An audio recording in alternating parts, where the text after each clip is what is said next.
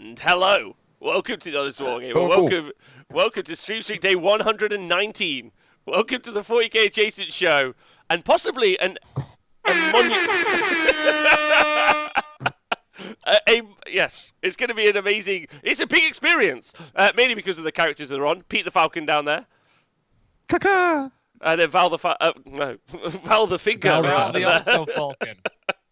So close. Decided to go with a new nickname. It's also the Falcon. So close. But it's a bit of a monumental day today.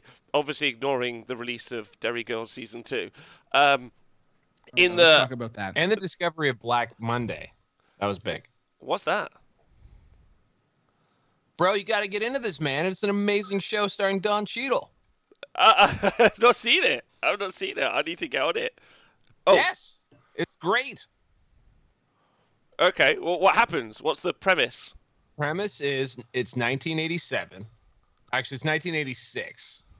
And Don Cheadle is the head of the 11th biggest trading firm in Manhattan, which as a premise is already fantastic. He's like a super slick Wall Street trader who loves cocaine and rides around in a stretch Lamborghini Countach because it's the 80s. And the premise is that they are somehow involved in the great stock market crash of 1987, which is called Black Monday. And so the end of each episode sort of counts down to Black Monday, but you don't know what's going to happen. They're just they don't know either. No, they don't know what they're doing. No. Oh, is it like Suits 2? No, it's a super comedy. Like it is an outlandish, awesome comedy. It's got a lot of familiar faces in it that people whose names other people would know, but I don't. So I look like this. So it's a lot like Chernobyl 2.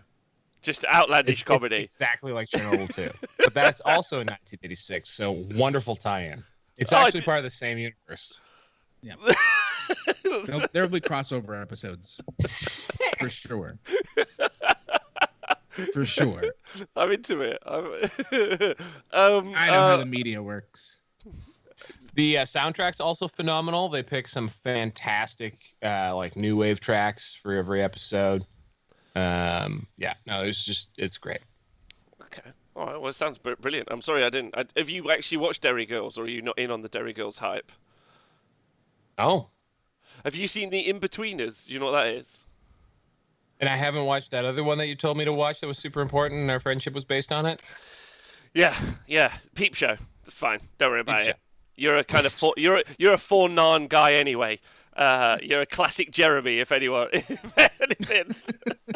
It's not fair. Using references from the show you told me to watch against me. Derry Girls is class. Derry Girls is about a group of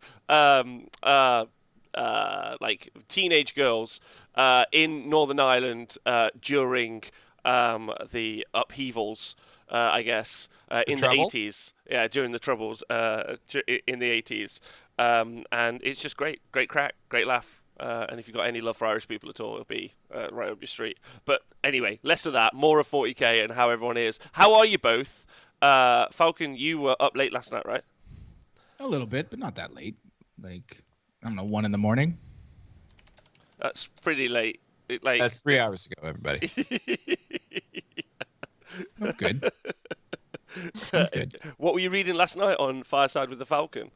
I read Missing in Action, another one of the Magos short stories. I'm trying to nail all those down before I move into something else. So there's 12 short stories in that novel. So I'm going through them. Really good one to get through. Next week it'll be something Blackcloth and the Curious Demise of Titus Endor. So. Now, I don't know if you guys listen to the great Paul Murphy show, Forge the Narrative. Yep. But starring Adam Camilleri and these days Red Powell. So they've actually got the best Forge the Narrative lineup they've ever had. Nonetheless, their guest this week, none other than Dan Abnett. Yep. Pretty big. Nailed it. Pretty big. Who does not require an interviewer to be there with him. Dan Abnett will just talk extemporaneously, no problem. What was he talking about?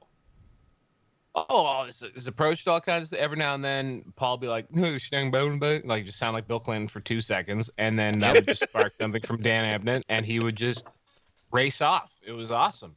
I've never seen someone be able to talk faster than Paul could squeeze in words. Okay, that's good. I'll give that a listen, especially because Adam's on. I'm a big fan of Adam. I'm also a big fan of Paul. I'm not trying to get taken away from Paul. No, we know. You are, and that's fine. You're allowed to. And for the actual record, it might sound like I'm trying to throw shade at Dan Abnett. I am absolutely not. But he does very easily talk about his process and how he approaches things, and he's very charming, and he just packs a lot into his hour. It was great. And then I thought the 40K chatter afterwards with Adam and Red was fantastic as well. What were their topics? Wow, left horses. Just horses. They were talking about stuff. I just remember thinking, that's a good point, guys. I don't remember what it was. I was engaged, okay? I normally don't listen to an hour and a half anymore of like in-depth 40K chat, and they were talking about long, and I enjoyed it. So, forge the narrative, everybody. Good. Yeah, there we go. That's good. But isn't it also a bit of a monumental day, Val? Because it's not long until Mini Val appears. The baby boomer is upon us. The day is nigh. Yeah, we have a do not pass go date, which is Saturday. If the baby don't show, doctor's gonna make baby show. Ooh, and I don't know how they do that. I assume there's a drug cocktail involved. I think isn't it just shaking like heavily? Yes, they'll shake my wife. They just pick her up and they're like, get out. Get out of there. They just get a megaphone and they point it at her belly and then they go. That's not where they point it. Baby, I know you're in there. Baby, come out. See how I use my sound effect board there for a nice little sound gag?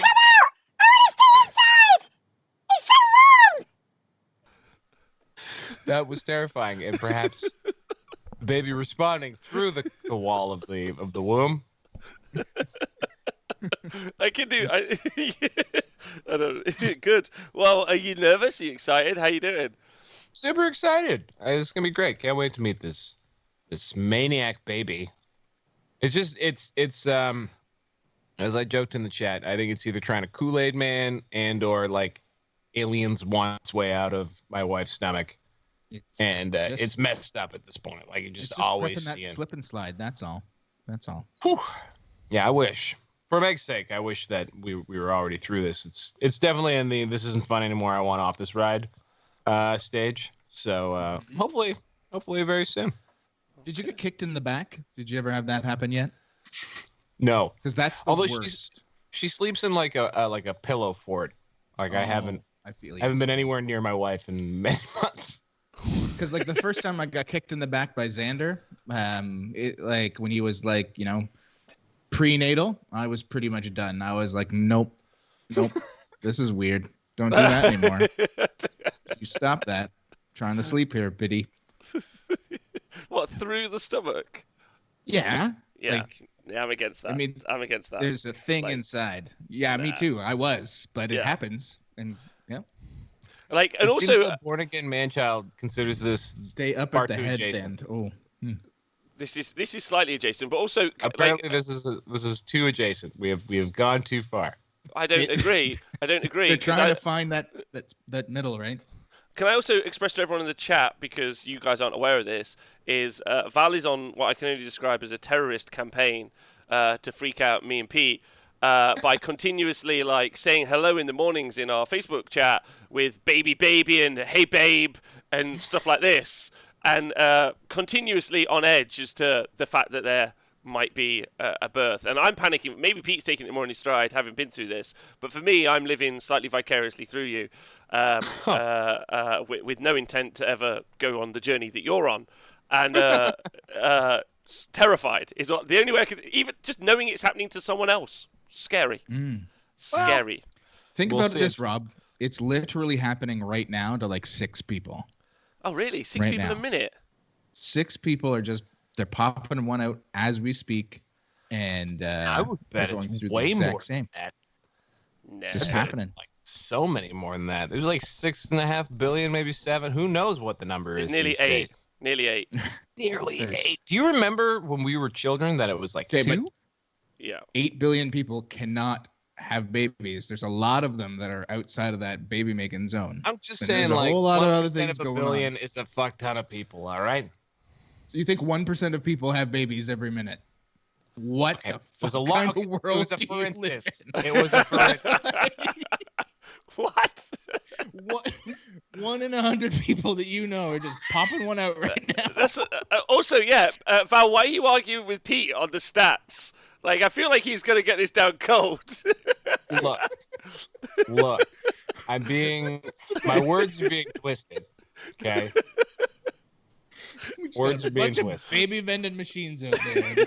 Val just walking into the hospital like, where are all of the mothers lined up like cows at a milking farm? Just popping them out. Let's go. Okay.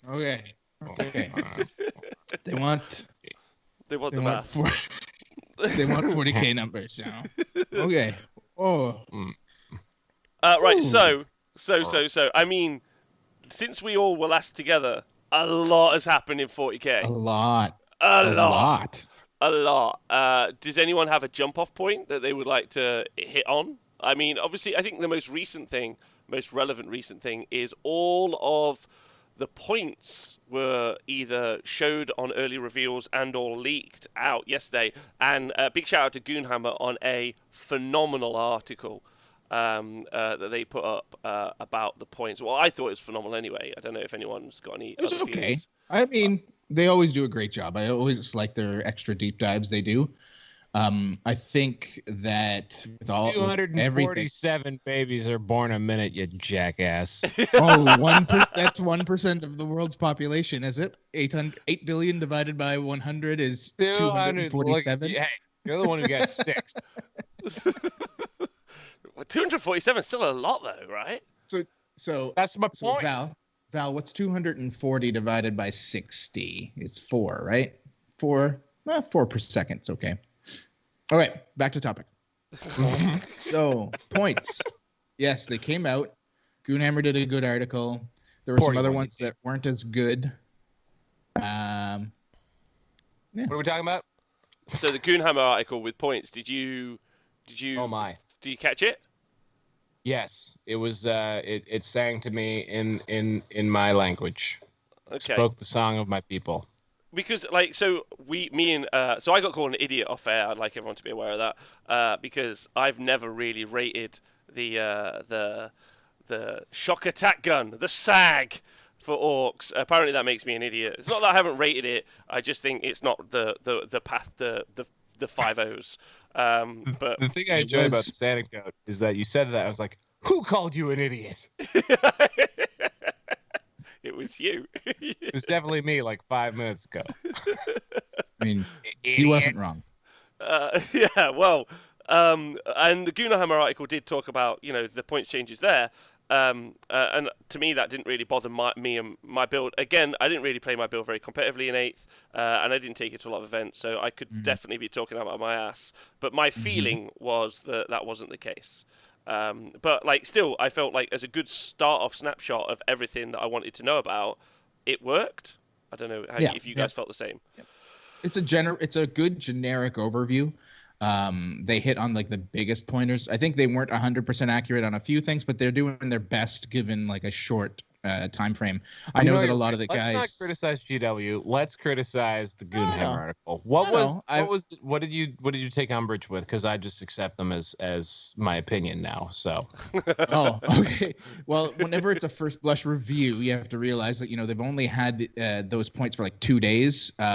Because I know everybody kind of just got it in an email. 2 days before they were told they were allowed to talk about it. So they did as much as they could. But some of the examples of things that probably didn't turn out, where they say they didn't get as good good at blush as everybody else. Maybe not as bad. I think they put Craft World Eldar as having gotten a big hit, but really, once you count like weapon points, etc., they don't get hit that hard. They're actually in a pretty decent place. Mob Rules did the same thing. They put out like a quick graph of like the points differentials, but they only used base points. They didn't look at equipment. And so it made it look like Eldar just got like boned. And they didn't really. Orcs did. Orcs definitely took a good slap in the peener for sure. Stomper went up points. Yeah, I know. Although in general, super heavies didn't get wrecked so hard, which was great. I wanted to. Welcome to the town meta. Yeah, but okay, so that's the other thing. There are some comical errors. One of which, by the way, is probably the shock attack gun, which is covered in the Goonhammer article. So essentially, for those that don't know, it looks like what they've done is they've taken the. Is my mic super loud all of a sudden? No, it's fine. No, okay, sorry. Dripping balls. All right. They took like the cheapest loadout, like so whatever the lowest costed loadout was, and they added that into the base cost of the model. And then any sort of incremental amounts from there are additional points for like an upgraded weapon. Kind of like how, yeah, anyway, makes a lot of sense. But for some things, they added the weapon into the cost of the model and then kept the cost of the weapon, like the shock attack gun. And for other things, they reduced the cost of the weapon to 0 and then didn't bake anything into the model, like my dear friend, the Townar. So there's some funny mess ups out there. Yes, it doesn't. So I mean, I don't want to come off too heavy on this because I did spend 3.5 hours yesterday ragging on the points for Age of Sigmar. But like that's actually not true. I didn't spend 3.5 points. We just spent like the GHB last night. By the way, if anyone's interested at all, was excellent other than points and the fact that there was no FAQ or update. Like currently the Sigmar game is half full. No one knows what's happening because half the armies don't have an FAQ. And the app you can't build. Also, I told you guys obviously off air, you can't build armies in the paid for official Age of Sigmar app right now because they've said they're not doing that. They're doing the 40k app instead. Okay, sure. Yeah, they're I had a long conversation with people yesterday about that. It's they really dropped the ball super hard, pretty quickly. It also makes you. It makes me concerned for the 40k app. Like it does. Like that level of mismanagement is not something that you can. Like it's not hard to predict. There's a lot. I'm not concerned. Okay. I'm not concerned because I know 3 months ago, Mr. Brandt was assigned this portfolio, and he's been talking about it for a little while. Mm-hmm. And now I'm pretty sure every one of their app developers just has a Zoom window with Mike Brandt sipping his coffee and just looking at them while they work. I think that's his management style. He's just constantly just staring at everybody from the internet, and they're working as hard as they can now. Before that, you could just hire more guys. Hire more people? Are you insane? Leighton yesterday was like, just give me 30 quid in an hour and I'll fill in all the points. It's fine. It's not a hard job. Anyway, but you're right. Sorry, we were talking 40k points.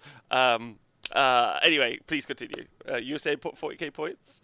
Some of them are off. I think the point I was trying to make, is that maybe this, I don't want to say train wreck, nor car crash, nor kind of like flaming dumpster of kind of half-arsed attempt to put something out is indicative of what we might see in the future. But also, I'm not saying that's not the case currently. Thoughts? Chapter Tactics, I gave it an 80-20 chance of success. I said 80% chance it's successful, 20% chance it's garbage. So I think that's a pretty fanboy hot take. Pete? I think they've stretched too far too quickly right after COVID. I think you can now see what they're capable of, and it's not enough. That's all. I think the app will be fine. I think the app will be out in a month, maybe less, and it'll be okay. It won't be anything that's going to blow anybody's socks off, but it'll work. Just from the little things I've seen from Brandt, I don't think it's that far off that people think. But in regards to everything else that's happened in the last couple of weeks, where like the Indominus box set bullshit that happened, these point costs, which I mean, like people in chat are talking about very like granular things, and everything they're saying is correct. There's a bunch of shit that doesn't make sense in terms of if you compare apples to apples or apples to oranges or whatever you want to call it when it comes from like codex to codex. But like as long as it's apples. But the big stuff, the big like they generally handled a lot of the big stuff, right? So the things that like the overall general community were mad about saw changes. Not everything as well, but it looks like they tried. There seems to have been a generic formula they just applied to everything, and then they like hit like, you know, whatever 20 units where they were like, these ones we think are either an issue or just are garbage, and we're going to fix them a little bit more either way. And that's not what people wanted either, of course. Like everybody wants, like I think everybody kind of expected this would be like the big fix. They're moving into a new edition. Everything's going to be better. But, you know, we ended up with them being far short on Indominus boxes after telling everyone they had boatloads and boatloads and like they'll never run out and everyone will get whatever they want. Stores being mad because they got shorted. And then you have this, and then you have the app coming out, well, like not on time and without features that they said would be ready on time. So like it really seems like they've overstretched themselves and they won't just say it. Just say it. Just be like, hey guys, we're sorry. They have the biggest excuse in the world is a fucking pandemic going on. They can just say, listen, step up a lip and all that. Can't blame the pandemic. We thought we would be able to do this, but we fucked up. We don't have enough people, or there is, you know, everybody's dying, so we couldn't push it the way we wanted to. But you know, so they didn't. They're just like, meh, blah. Made to order. So so first of all, whoever does their production line projections, I said this in Chapter Tactics, they're either doing it on purpose at this point, i.e. like not making enough stuff to make things scarce, which I don't think is the case because they wouldn't have done main to order probably if that was the case. I couldn't disagree more with that point. I don't think that you understand the level of knuckle dragging ineptitude that occurs. Like you, this is where I'm getting at. This is where it's not on purpose. I think there's a lot of people who could be like, well, maybe they're doing it on purpose. Maybe they're like Nike or Magic the Gathering. No, they're not. Whoever does this, I think, is probably gonna hopefully be in some doo-doo. I also want to point out, as I did on Chapter Tactics, whatever this whole kerfuffle is around Indominus is happened many, many moons ago, long before we thought about global pandemics outside of Dustin Hoffman starring in Outbreak. There was great film. There was like certainly this was a pre-pandemic kerfuffle. More than likely, this order was put in sometime around this time last year, I would think. So, that all being said, I think the Indominus stuff was a bummer, and it's the same as the sister stuff before that, and apparently every OS box set, et cetera, et cetera. So they got to get that shit together because, as I've said on this show before, there's going to be investor expectations, and not having enough of your product to sell when everyone wants it, that's a bad management situation. And when they are a manufacturer first, as they will proudly declare all the time in their investment statements, and they can't manufacture enough stuff, that's a problem. That's just a management issue, and I'm sure that actually can get sorted out. It's management and a capacity issue, and I'm sure it can get sorted out. Next, the points, though. When... Oh, are you going to say something bad? No way. Yes. Oh, my... Yes! Go on. The points... So I think when Ninth was first leaked and they said they were inflating the points, I was like, they were so close. Because it's the correct instinct. Make the points bigger. Make a larger point scale. I would say take every model in the game, multiply its base cost by 100, then start tweaking. Gives you more room for granularity. Because what they've done to solve the issue is they've inflated 1 point cheap models to 5 points. And that's it. That's how they solved the problem. And so like a grot. And I mean, the orcs are going to be the poster boy, I think, for a lot of this, and probably Tyranids too, but no one knows what any of those things do. A grot is 5 points to model, as is a Imperial Guardsman, like the super soldier of the 40,000th century, or whatever it is. year. As is, and like a cultist is 6 points. So you got all these like low end of the range models that are all the same points cost and wildly different in value. And they just totally pooched. They threw out also, and I think Goonhammer does a good job of talking about this. It's like they just didn't apply any of the lessons from 8th edition. It's crazy. Like, I don't know why they didn't just add, if they wanted the game to be 20% smaller, just add 20%, right? Like, they could have just added 20% to everybody. Everybody's army is reduced by the same ratio compared to what, or they could have just made the game default size 1,500 points. We could have had all of the great, lessons learned from 8th edition baked into the new edition, and then maybe you tweak Space Marines like they did, and you have a very good game. But now you've got all these armies that are right back to, literally, I would say, if you, I want to do this later, if I'm not a dad, just compare, like, what were the index costs for orc models? And I would bet a lot of these models are back to where they were at the index, especially things like flash kits, and like as they are now. And that's insane. That's insane. Yeah, the flash kits change was interesting, right? Just What? I loved it. Pete, what are your thoughts? No, I think Val's mostly right. I don't see anything to argue there. Like, this is just what's happened to the game right now. Like I said, and even the Goonhammer article mentions it, there is a formula. Like, it's very clear when you look at the models. They said, certain ones are going to go up X amount. Characters are going, if they were below a certain point, they kind of moved them up 5 points or 20 points to get them to that like whatever key point it is.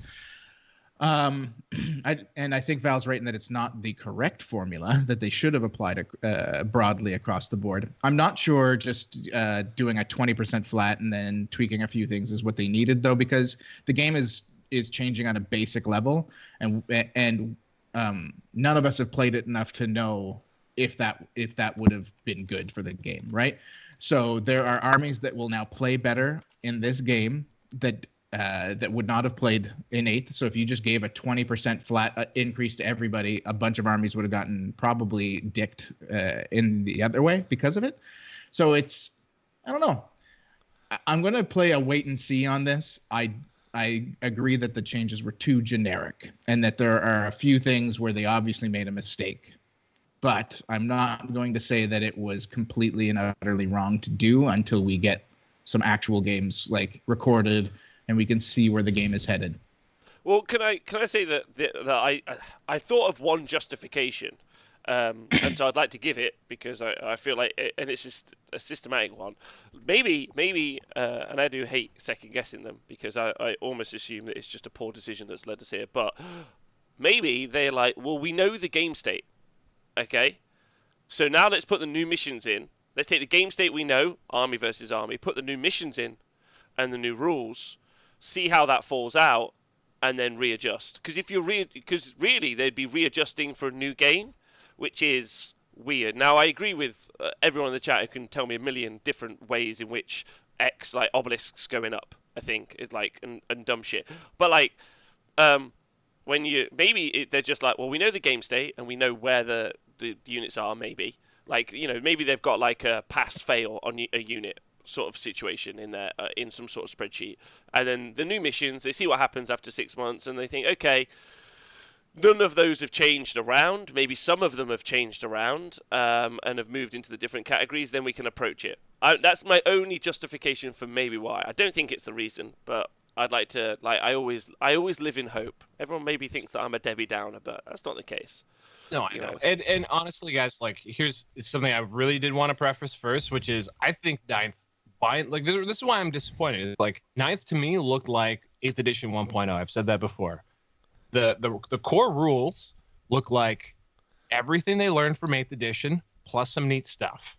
That's awesome. The 8th edition approach to the rules, which was like a super simple, 8 pages, is still there. It's in the bullet points. But they also include all of those FAQs, all of the great work that was done in refining the game over the past 3 years. Fantastic. The reason why the points went broke my heart, gave me a big was that they seem to not they didn't seem to carry those lessons with them into the point setting, or they didn't evolve their thinking on it. And like, so again, I mentioned this on Chatter Tactics last night. $3.5 billion US, $3.5 billion US dollars is their market cap. It's a very valuable company now. They're a big boy company. Like, they could literally say, how would NASA point this game? Like, how would we build a model to show this game? And to show relative value in this game. And they could literally get someone to do that for them at this point, probably at an incremental cost. Not including all the people that would do it for them for free. Easily. Which is significant amounts of people. I got to say, what happened in March, go on. too, No, right? you go. No, it's just like, but my point is like this game, it doesn't need to be modeled. Like, we're all just huge fanboys, and we just because I just thought they were doing so well, and I was just waving their flag. I was like, yes, this is great. And then this is just kind of like a fuck. And I assume maybe it'll get worked, but I think a really big level up for them would be if they had a good way to at least get a ballpark points level that's not just all just by feel. I think it's pretty clear that they have like a ancient formula for pointing things, and then they gut feel it from there. And I don't think that really works that well anymore when you have so many variables. I think they could do a lot better if they actually modeled the game and then increased the point scale so that they could refine it properly. And then, bring it down to a normal number after that. But like, whatever it is, they've just got they need a better system for pointing things, because it's far too arbitrary at this point. It just doesn't make any sense. I'd agree with that. And then the FAQs came out, which was I'm sure made you very happy. Me. Yeah, as an Age of Sigmar player, to have an actual General's Handbook and no FAQs, and we don't have a book yet, and we already got ours. Oh, it did. No, I mean, for the two different game systems, it's one crowd like, what the fuck? And another crowd, I mean, the 40k crowd is still like, what the fuck as well, really? Because, like, still, who were supreme leaders or commanders? Yeah, no one knows. No one knows. Who's one of those? Yeah, 3. They gave us 3. Isn't it Morty, Magnus, and Gulliman? Gulliman. Anything that is Primarch, that's the only thing they've told us. Primarchs are supreme leaders, but there's nothing in the core rulebook that tells you what they are.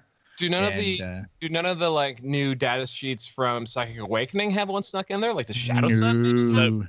No, there's no key. It's a keyword. I assume day 1 FAQ, but we've already gotten them and we don't have it, so I don't know. Maybe we're getting trolled. Maybe they were like, shit, we screwed up, guys. Why don't we release the original stuff 2 weeks early, and then day 1 FAQ, the pre-day 1 FAQ? Yeah, it's possible. Very possible. That's what I was expecting out of a day 1 FAQ on top of what we got. Because the day 1 FAQs are mostly just what you would expect, like correcting keywords and rules to match the changes to character targeting and the heavy rule, things like that. There are a few really nice snippets in there that they added that will fix some other problems that would have come up later. So like someone was aware of what was going on. Like Sisters of Battle got a really nice boon to the Triumph of St. Catherine, because it can actually use terrain for cover. Even though it's a parade, people, it's like who cares?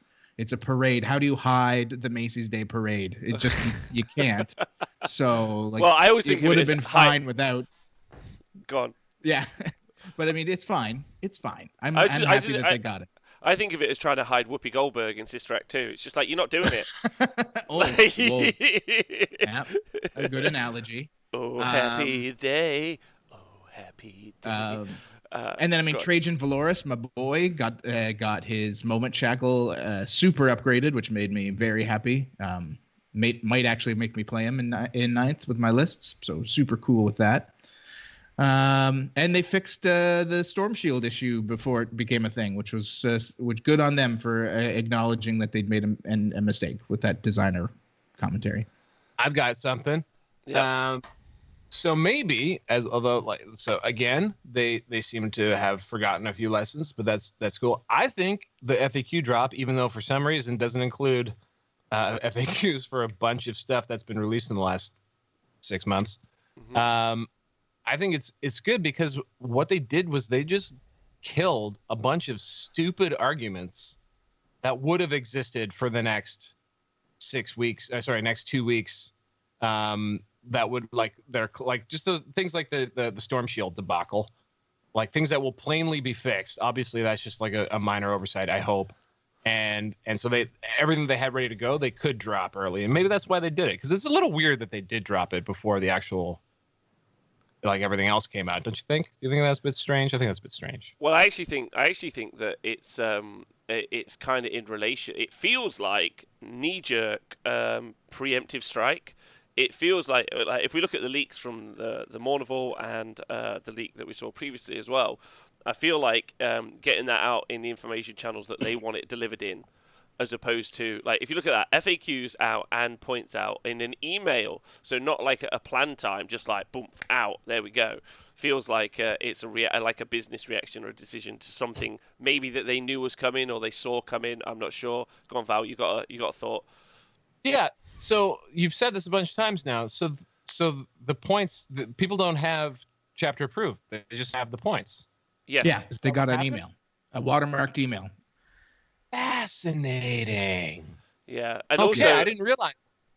Yeah. Yeah, Friday night, I think, was emails were sent out to a number of people, and it was like, here you go.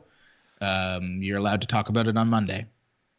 So there's a real chance that doc isn't right. Well, I don't think that's the case. I think they definitely. What are you talking about? Could totally be. You could totally have errors in it and all kinds of stuff. But anyway, well, so I wonder what the print book's going to be then. Well, so this is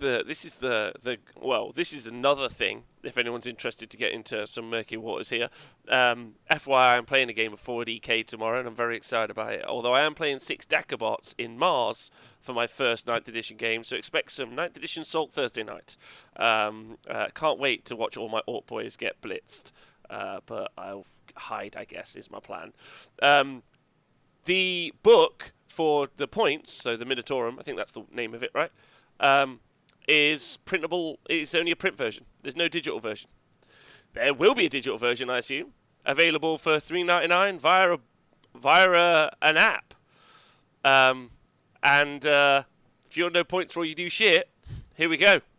So that's a hard locked pay for our app day one release, unless you buy the paper book, obviously, or use the Excel spreadsheets that are all over the internet. Your choice.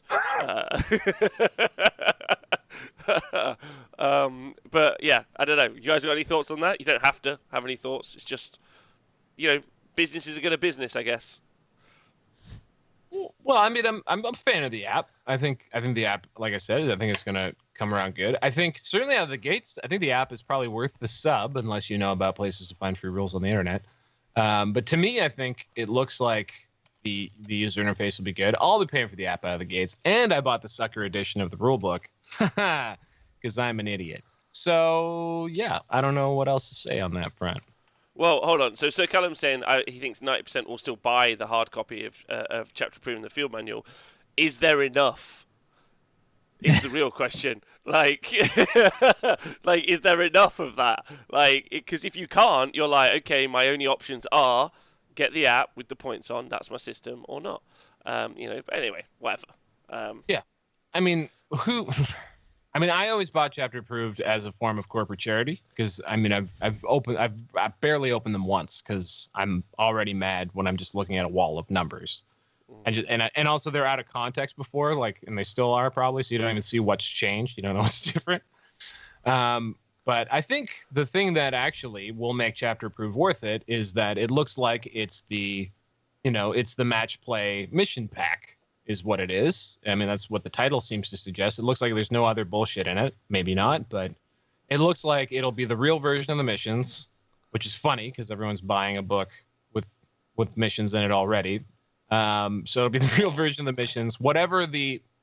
If they've made any tweaks to match play for like the release, that'll be in there as well. So yeah, I think that book might actually be one that I use this time. The points though, I mean, come on. Like, I would just, generally speaking, I'd read the stuff on the internet about what happened with the points, and then I'd wait for Battlescribe to get updated. So I pay $3 a year for that app. I'm going to pay $550 something bucks a year for the GW app. A month, but it's fine.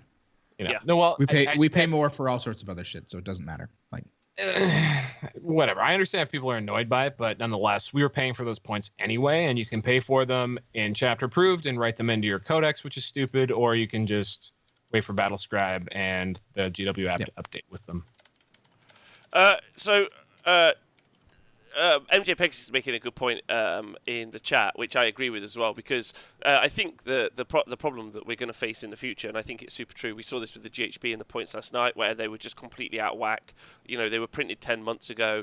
Most of the updates ended up coming into the winter FAQ, and there's still some more now. But they were effectively no change was the points update. And now in this situation, obviously there are significant points changes, but.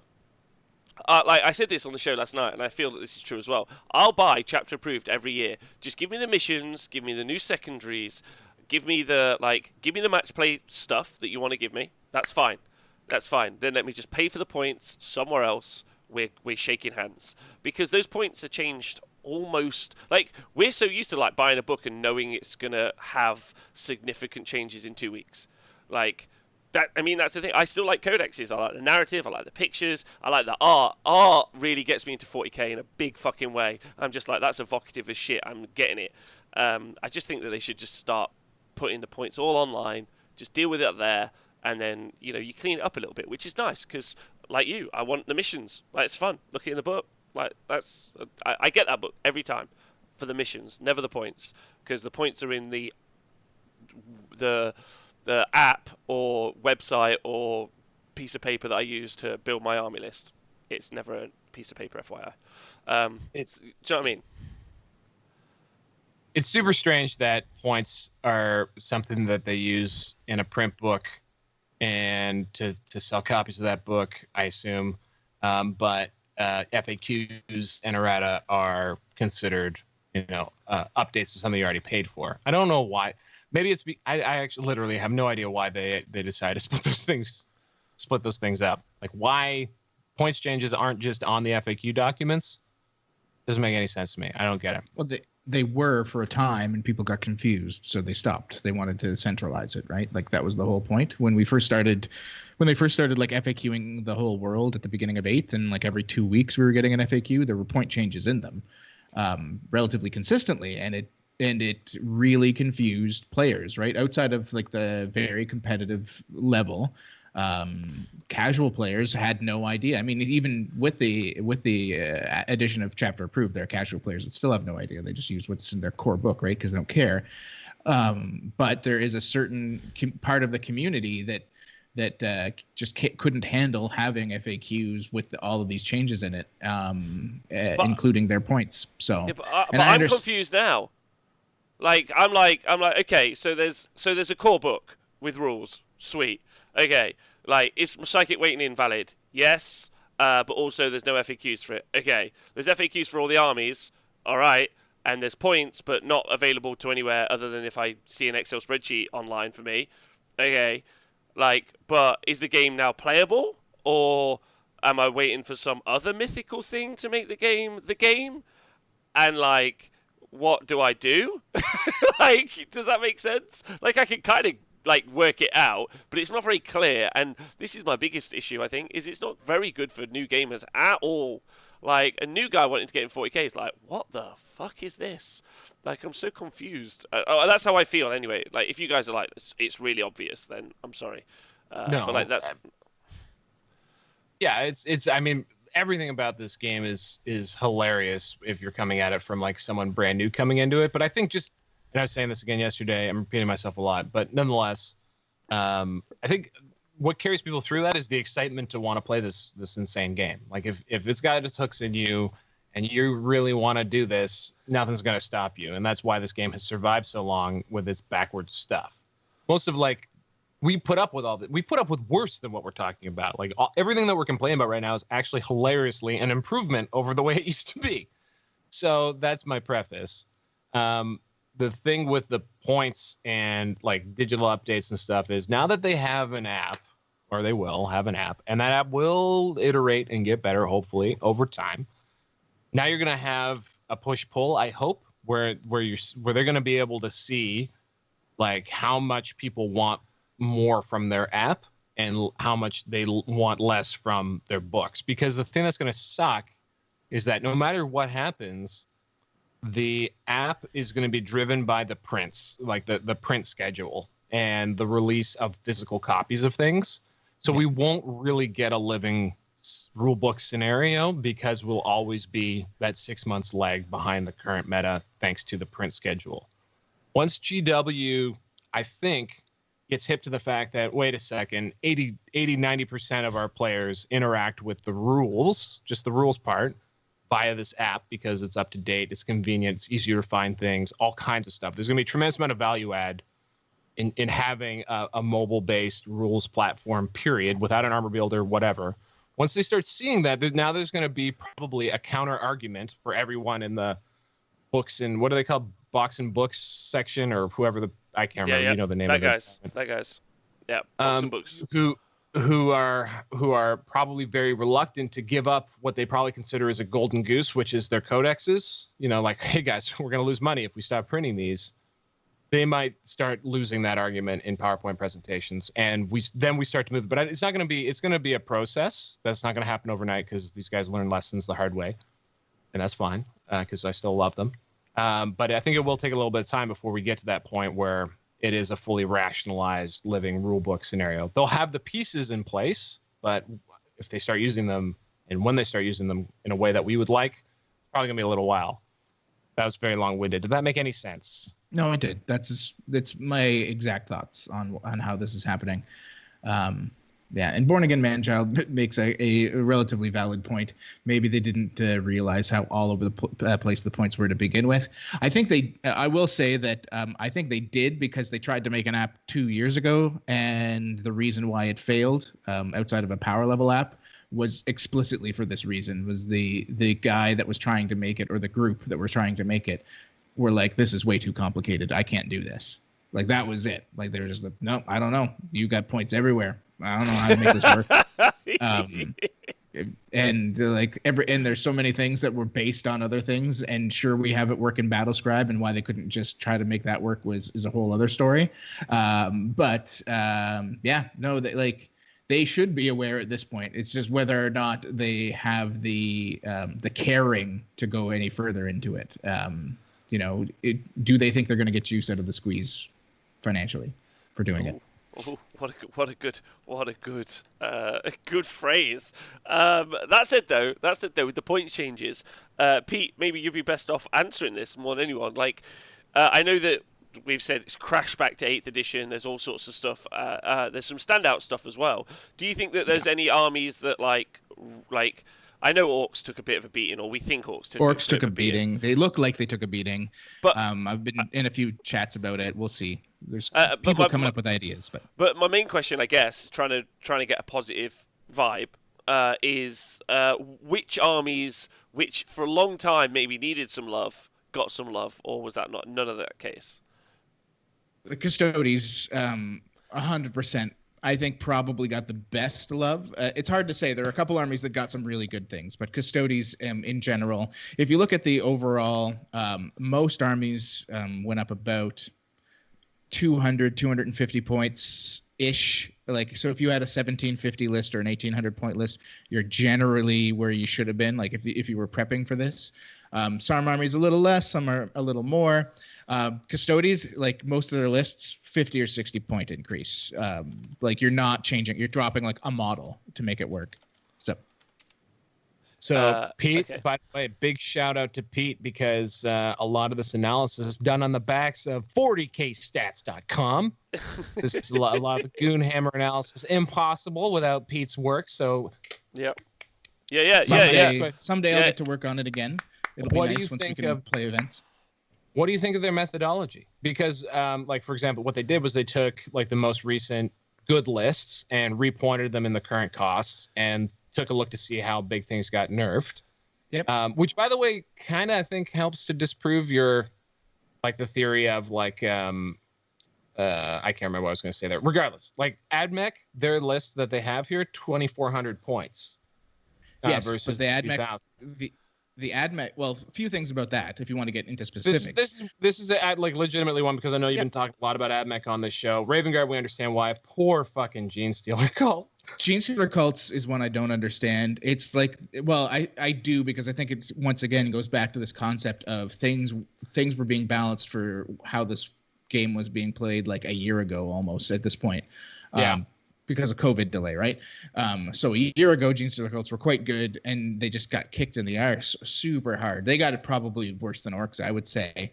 Other than Ridge Runners, still functional. They only went up like 3 points for their combo, so good for them. Popular yet a year ago.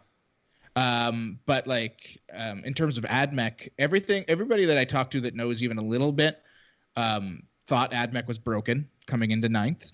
That their PA was way too good, and so and people were saying that they think they pointed them because of that. I'm not sure they pointed the right stuff because like that's the only problem with the Goonhammer methodology. It's the way to go because it's all we have, right? It's how are we going to kind of put a measured balance on this? Is we got to go with what we know because who knows how the world's actually going to be once we're playing games again. Mm-hmm. But when the rules have changed enough and the table sizes have changed and there's all these other terrain impacts, what used to be good isn't necessarily still what's good, right? Like the AdMech list that was dominating pre-Engine War, or not dominating, i.e. against other AdMech lists, is not the AdMech list that I think most competitive players I know were scared of coming into 9th edition, right? Like the models that they're talking about are models that aren't even in these lists. So, but I mean, when you look at the poise changes, just as a devil's advocate, maybe it's not so bad. Maybe, like things like the Sulfur Hounds and the copter thing, like those. Yep. Well, actually, yeah, the Stratoraptor didn't get touched. No, it did not. But the gunboat and the transport boat did. Like it's not like they didn't tweak things on this, although maybe it's different once you see what weapons they folded into the points costs. That might be a thing. I actually think that one of the most significant, if I'm wrong on this, please pick me up. Okay. Sorry, I was just reading the chat. Is that they started to put bake in the points cost of weapons on vehicle chassis, which is, in my opinion, a fucking excellent move. That is the big time. High fives. Like I'm outside doing party poppers. I'm just like shouting from outside the games workshop, like "Great work, lads!" And they're like, "Oh yeah, fuck you, Rob." I'm like, "Yeah, sweet." Like, fuck you, buddy. fuck you, buddy. They don't call him buddy. Yeah, they just start at F you. The person in that story was your boss, wasn't it, Rob? But it's also a Twitch emote now, if you guys are interested. Oh, cool. Which is cool. It. And there's also, if you want to become Tory Rob, you can subscribe at the highest tier on Patreon to become Tory Rob, which is 10 out of 10. I kind of want to do it for one month. Just, so I get just do the Tory Robs. Anyway, I think that's excellent. That's an excellent systemic change. Like, we recognize there's a fundamental, actually that's more elegant than I would have given them credit for being able to do. Like, that's not me trying to be mean. It's just what do you think, Falk? Like, I think it's great. It's fine. I'm not applying as much, hoorah to it. It's okay. I'm fine with it. It definitely confused, 3/4 of the community though, which is hilarious. People like, oh my God, whatever X thing went up 100 billion points, and then realized that their weapons cost that much. It's actually it's like the reverse of 8th edition when it launched, when everyone was like, oh my God, a Riptide's 100 points, and they didn't for months after launch, people were not adding the points cost for the weapons in. So we have they're like, oh, an accelerator autocannon's like 130 points. So I'm looking at the Scorpius Disintegrator as an example right now, using our friends at Wahabiyo. It went up about 40 points, I think. So it's 185 to 115, but then I don't know what the base weapons are because I don't know any of these words. The Scorpius Disintegrator went up, I believe, 40 points ish. Once you equip all its weapons, and that I think is perfect because it gained with the blast keyword, so it gained power.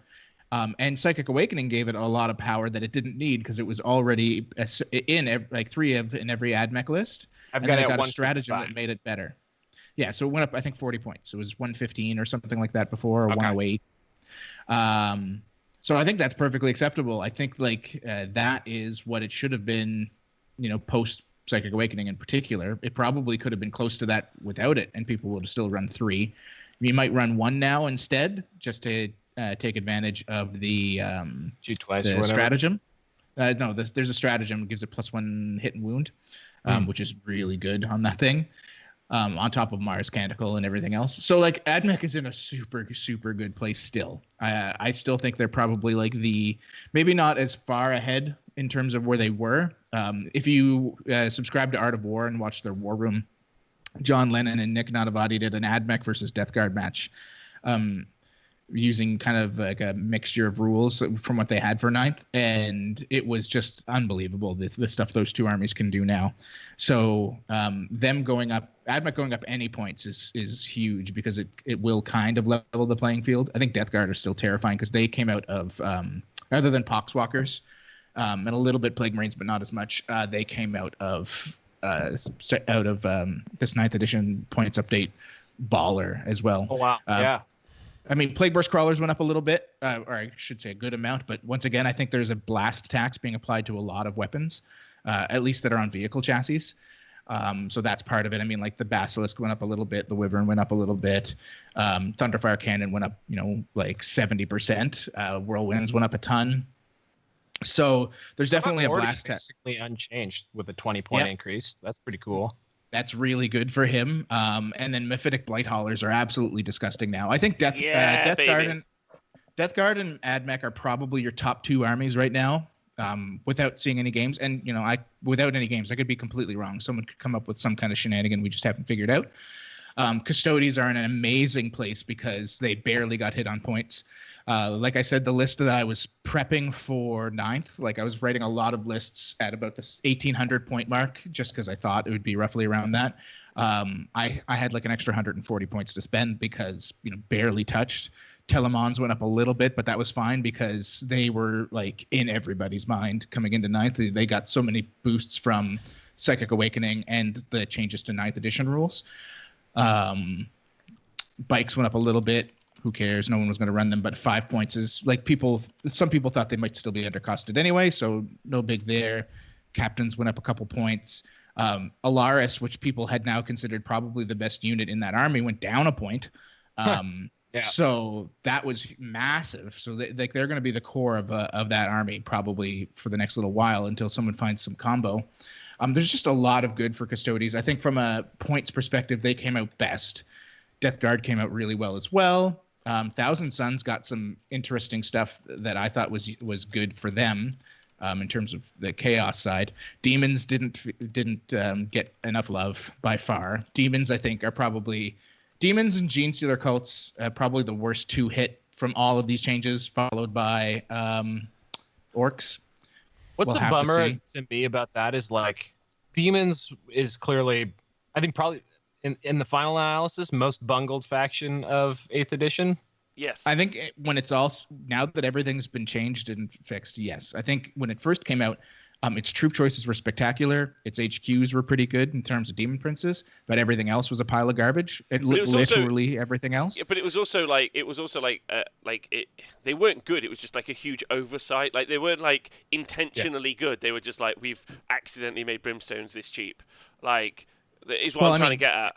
Yeah, Plague Bearers though had enough combos you could apply to them to make them stupid, right? That's true. But the game evolved to the point where all of their troop choices, except maybe Pink Horrors, weren't valuable anymore. So yeah, and the follow-up point to that is, and I think this is what makes me sad, is that Gene Stealer Cults, on the other hand, one of the coolest mechanically distinct releases of 8th edition, some of the coolest army builds of 8th edition, even though they were incredibly high skill cap, and just completely pooped on, poured with gasoline, and murdered for no reason. It's just like, and so like now Gene Stealer Cult is in as bad of a need of a rebuild as Demons are, and that's a bummer, man. Yeah, I don't know if they need a rebuild. They have all the stratagems. They need someone to go back into the points and be like, sorry. We made But a also, mistake. but Aberrants shouldn't be 360 for 5 or whatever it is now. But also, isn't the game like this is the other element I think as well, is because we talked on the show the other day, last Thursday, me, Nick, and Tom. We had a great discussion, in my opinion, where I was asking lots of questions, and it was about you talk about custodies, you talk about AdMech because of the output, and then obviously also survivability, but also you talk about Death Guard. I feel like anything that can achieve those primary objectives well, which is harder to do than you think, because you have to just You have to survive. Yeah, you have to survive. You have to work that through in your head. You have to get onto an objective, and then you have to survive there for a turn. Now, that's not easy, necessarily. And maybe there's some counterplay. Like I spend the first 2 turns blowing you away, you blow me away a little bit, and then we start to put our units on. It's super hot and sweaty. Yeah, but especially at a 5-6 game tournament where you want as many primary points as you can to differentiate you out from the pack, that means you're always pushed. It doesn't necessarily... I could maybe stand off for 2 turns against you, shoot at you, attack you sort of thing, push, not even push you off objectives, just kind of trade blows to the point where I reduce your firepower so that my more fragile units can get onto objectives and hold it, which is cool. Mm-hmm. But if I'm Death Guard Custodes, I'm just I'm going to stand on those objectives turn fucking 1, yeah? And I might max out my primary. And I think that those armies that can max out that primaries end up over a 5-game tournament getting a bigger cap and then going through. And so there's an instinctive... I'm not sure what exactly the right word is, but it feels like there's a meta there, or there's some sort of tactic around that element to exist. Mm-hmm. And some armies like Gene Stealer Cults don't have that. It's going to be very interesting to see how people evolve their game styles, because this is very different from how we played in the ITC, how WTC was played, etc. This concept of you have to be on the objective for essentially a full turn in order to score. You already mentioned Custodes do it generally very well because they're very hard to kill now that they have a PA that gives them abilities to do that. Death Guard, always hard to kill. As someone mentioned in the chat, very slow, but I think that's already been dealt with. If you look at what people are looking at from a competitive Death Guard list, there are units that are extraordinarily boring, but you can make them so efficient now with just the application of 1 or 2 stratagems. What units? That it doesn't matter. The Chaos Spawn. The Chaos Spawn is you can get 5 of them for 100 points. Is it 5? 4 of them for 100 points. Yeah. And you can, for 1 CP, give that unit disgustingly resilient. And now you're paying you're paying 5 points per wound for a unit that just doesn't die ever. And when it does die, you have wasted so many points of shooting into killing it that you that one squad of 100 points that you have to deal with the other squad that's 100 points as well, right? And they're faster than your go-to Plague Marines, and that lets your Plague Marines and Rhinos, or whatever you want to put them in, move up the board so that turn 2, which is only time you're going to start scoring anyway, they are now ready to go, and anything within 12 to 18 inches, depending on how much CP you have, is just going to die from a squad of Plague Marines, because they have so many strats you can apply to them if you absolutely need to. So Death Guard are terrifying in the right hands, but just like with a lot of the best armies in the game, once it comes down to it, they're terrifying because of just raw math. It's not like you're doing anything ultra exciting. It's not like Inari where at least with Inari, you had to be a decent player, or have a lot of reps in, I should say, at least with them. And then it was at least exciting to watch, even though it eventually became relatively formulaic what they did. They just did something nobody else did. So this is more of like a Broviathan thing where it's like, I'm just going to outmath you and move into the middle of the board, and you're just not going to be able to kill me, and I'll kill more stuff as long as you get within a specific range. Broviathan, excellent reference, because this is where I wanted to segue. What of the old tyrants? What of Space Marines, specifically Iron Hands, and just going all in on Iron Hand's still dumb. 3 up save, 5 still up invuln, 5 up feel no pain. Because they play. You can definitely still do that. That has not changed. Yeah, because they do the Death Guard Custodes thing kind of the other way. They're slightly less resilient, but there's more wounds and bodies. So that I don't want to say it averages out because I haven't done the math, but about the same, right? Hyper efficient, hyper elite. If anything, they get a huge bonus, I think, more than a lot of other armies from the ability to only -1 to hit on them. So like they're just like, okay, yeah, I hit on 4s. Like that's not great, but like it's a lot better than a lot of other armies that move from 4s to 5s or 5s to 6s. So like I think Marines are in a great spot all across the board, right? Is there something about a White Scars Dreadnought as well? There's a thing I've seen. Yes, because of the change to the White Scars like assault rule, where they ignore assault, they changed it to heavy, where they can advance and still fire heavy, and it counts as assault. They did this to a few armies.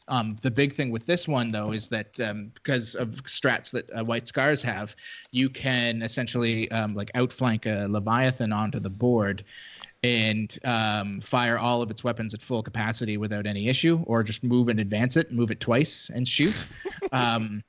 So, and that's been by the way, that was a thing that already could happen, but it wasn't as good because you couldn't advance. Now you can advance and do it. So it's absolutely dumb. It was kind of like a meme thing that a lot of like Brohammer guys and some other people I talked to brought up to me as just like a funny thing you could do that would win games. And now it's like a legitimate threat you actually have to think about. Except for the fact that the Leviathan did get hit with some points, but I don't think it was enough given this one combo. There's a few little things like that. Very quickly, shout out Exigent Midnight for his comment. Death Guard are like bringing down Al Capone on tax evasion. Yep, nice. Very nice. Nice. Very nice. That's got some familial history for me. Yeah. Al Capone had my great uncle shot, so good for him. Is that true?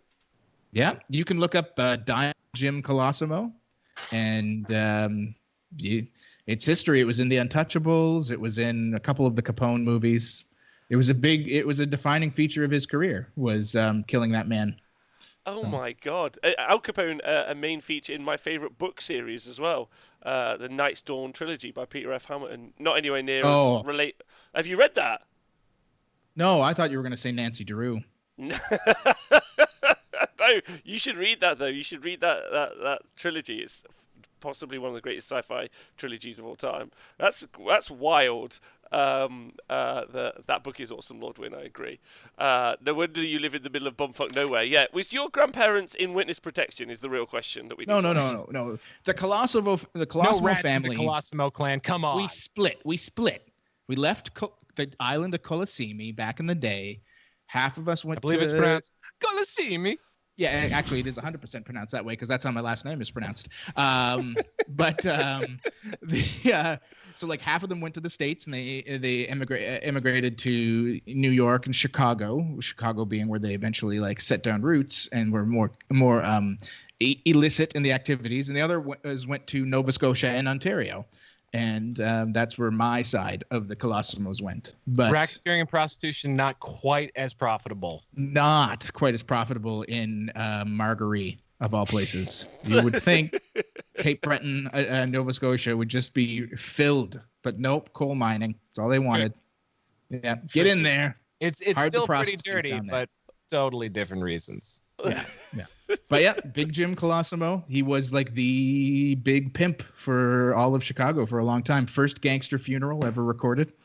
Wow. Anyway. As an adjacent to the adjacency, before we get back to 40K, because I think everyone needed a break, I have been finding myself nostalgic for Boardwalk Empire lately, and I think I'm going to rewatch it. And the Big Jim Colosimo murder happens in, I think, the first season, and it's a big deal in that series. They mention it several times. Amazing. I can't wait to see someone sort of related to you get gunned down on HBO. Gonna be great. Every time it's brought up. The movie The Babe Ruth, Jim Colosimo featured in it at one point. Babe's at a bar eating a hot dog or something, probably. That's what he always did. John Goodman. And with the worst facial prosthesis of all time. Of all time. But who's that guy over there? Oh, that's Big Jim Colosimo. He's big news. Don't go near him. Something like that. I was like 8 when I watched that movie. But anyway, I was excited. I've never watched. I watched the first episode of Boardwalk Empire. Not for me. I don't know what it was. I couldn't get into it. I was more of a Deadwood guy. Oh, okay. So this is one thing Wow, you read my mind. Deadwood, probably the greatest show that never was. The thing that really separated Deadwood from Boardwalk Empire is that by the time Boardwalk Empire came around, HBO for some reason was willing to eat shit for a number of seasons and like spend the money on it anyway. Yeah. Although Deadwood did fall apart, I've recently discovered, not because HBO didn't want to spend the money on it, but because the Producer. Yeah. showrunner was a degenerate gambler and had a lot of problems. But if anything, I feel like I don't think there is a better anti-hero than Al Swearingen. Like, Swearingen's the best. Yeah, he's infinitely quotable. I sometimes feel like this is the premise of this show. You know, someone's like, "Hey, I'm really excited." Like, I don't know. So if none of you have seen it, like, it's not really a ruiner. But there's a moment in the show where the main character has to he's murdered someone. This is Al Swearingen. He's murdered someone, and then his lackey, he wants to know that she didn't suffer, and obviously she suffered because he had to kill her. But like he just says "fuck off" to him, and then he leaves. He's like scrubbing the blood, and he's kind of like this character who kind of understands the weight of the terror that he does sometimes, and he's scrubbing the blood, and he just like looks at himself and he says, he wants me to tell him something beautiful, and it's like sometimes you just can't polish a turd, right? Sometimes the horror of life needs to rear its head, aka the 40k points. And the point of this show, I sometimes think, that doesn't make me Al Swearingen, by the way. I'm definitely the lady who makes the coffee. You are. That's how I've always pictured you. I was just going to ask Rob what person on Peaky Blinders you were distantly related to. Oh, Rob, are you related? No, what, to the fictional Peaky Blinders? Yeah. Tell me about them. The Facky Peaky I love Blinders. that show. I love that show. Well, if anyone's interested, Tom Hardy more than anything. But if anyone's interested in a stewards fuller side, Downton Abbey. yes, if anyone's interested in a fuller side, I actually, for many years, didn't know some of my genealogy because I've never met my father. And so, but I found out later in life, which was cool, that he was the captain of a fishing boat off the coast of Scotland. And I was like, okay, I can kind of get that. That's fun. See it. I can see you. I can see you captaining a fishing boat, Rob. In Scotland, yeah. Well, I mean, anywhere. Yeah, well, yeah. So like, that's nice, but I don't know anything else. So maybe he's famous, or his family is famous, I guess. You seem to be from stock that's far too large and tall to be on a boat, though. Like, you just be cranking his head on shit all the time. I can 100% see Rob in like a catamaran with those like drinking his own piss. Jorts, yeah, drinking his own piss with gills in his neck. One of my favorite movies. Paper. Dry land. Anyway. Dry land. It does explain the family resemblance between Rob and El Falcon, the boat folk. Anyway, 40k, back to that. What were we even talking about? Points were mostly garbage, other than a few things that they got right. But they fucked over a few factions. So here's a question: where do we go from here? Because we all know that Chapter Approved can't possibly fix it because it's printed. As far as the December one is concerned. Is it though? It's gotta be.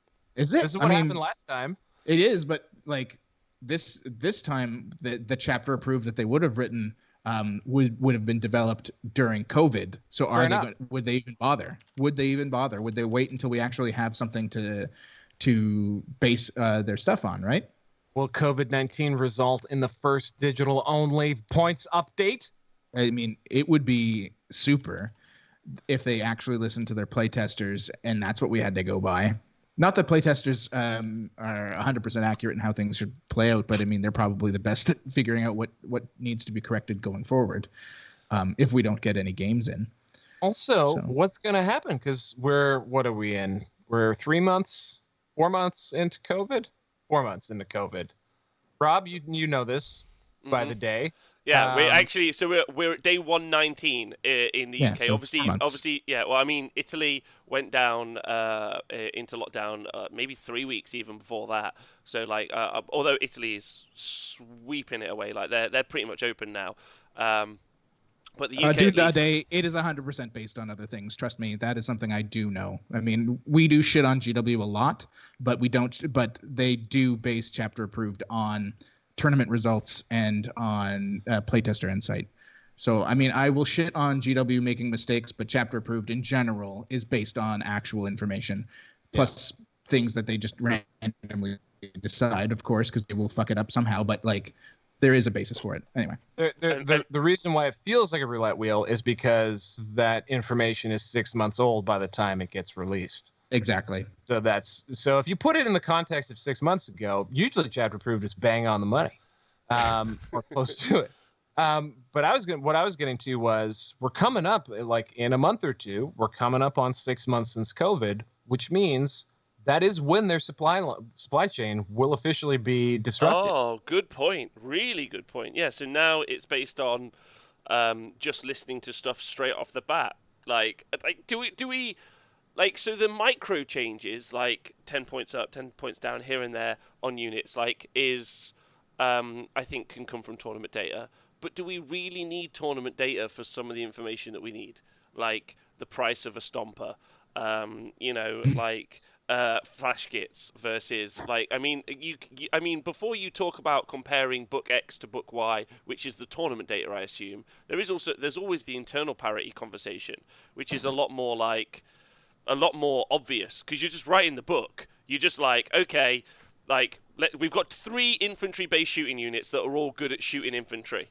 Yeah, they're like first, second, third, or like we're all trying to make them about a 1, sort of situation. And you could do that inside of a book, like, or like this one is really good at doing it, this one's really shit at doing it, so these are more points than these ones. And whether or not that's relatable into the outside ecosystem doesn't really matter.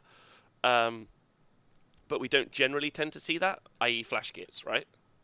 I think my theory on that weirdness has to do with, I suspect the armies that get weirdness like that are the ones that don't have an advocate or are not played as broadly amongst playtesters or the studio. I think that might have something to do with it. Like, for example, if something's wrong with Space Marines or what have you, although this doesn't work because chaos.